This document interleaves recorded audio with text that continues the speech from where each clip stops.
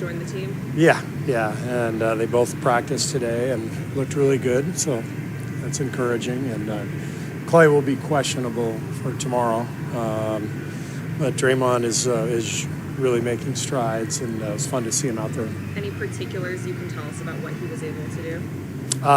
So he went through the full practice. He played some 3-on-3 afterwards with James, with Klay, some of our younger guys, and very, very productive day. Yesterday you were talking about just the importance of having him here with the team, even if it's not in games. Have you felt that just from this one practice? Yeah. I mean, you feel Draymond's presence the minute he walks into the room, and frankly, we need it. This team needs it. I mean, every team that Draymond is on, it needs him because he's, to me, he impacts winning as dramatically as just about any player I've ever been around.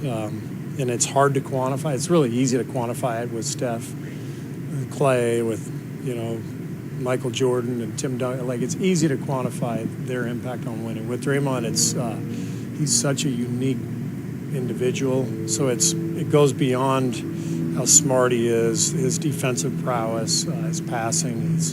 It's his presence. It's his dominance in the room. It's his energy, his competitiveness. So all that stuff is needed and missed, but just getting him back in the building, even without him playing in the game tomorrow night, is really helpful. Does that include being on the bench tomorrow? Yeah, I don't know. I mean, that's really, what's up, Pete? It's really about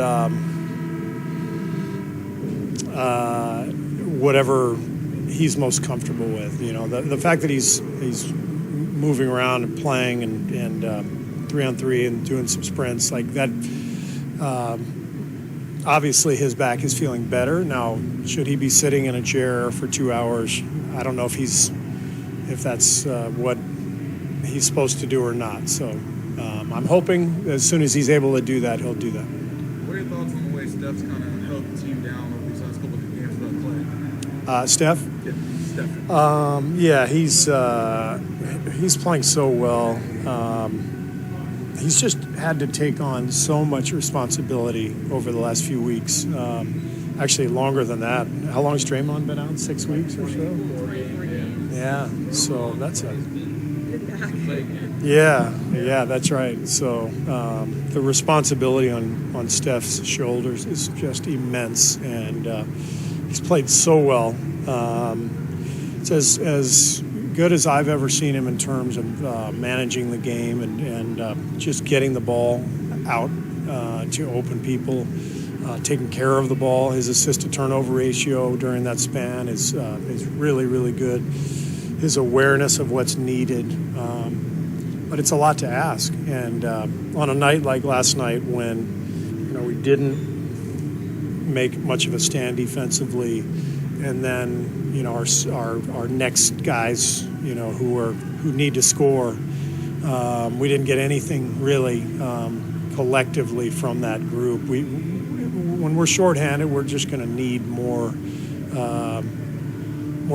collective defense and toughness and energy, and then we're going to have to find a couple guys who are making shots, and last night we just didn't get that. So Steph can't do it by himself. How does James look to you? Really good. Yeah, James, his movement, his conditioning, it's all really coming around. So I think from a health standpoint, it's really going smoothly, and that's the biggest thing. What I will always keep circling back to is this guy needs reps. He needs 1,000 reps, and he needs a summer league. He needs a training camp. So, let's temper the expectations, but be excited about his future because as he gets those reps, he's got the potential to be a tremendous player. Is there any solidified plan with him or Draymond, moving forward, 5-on-5, whatever the plan is? Not yet. It's literally day to day. The fact that they both played today for the first time on the floor together was really exciting and fun to see. And the more games and days that James strings together, the better. And so it's been a really good 3 to 4 week stretch now, and so it's all heading in a really positive direction, but not enough to where I can say he's going to play on such and such team. How's Moses' eye? It's still swollen. He's got a black eye, but he practiced today. He'll be questionable for tomorrow.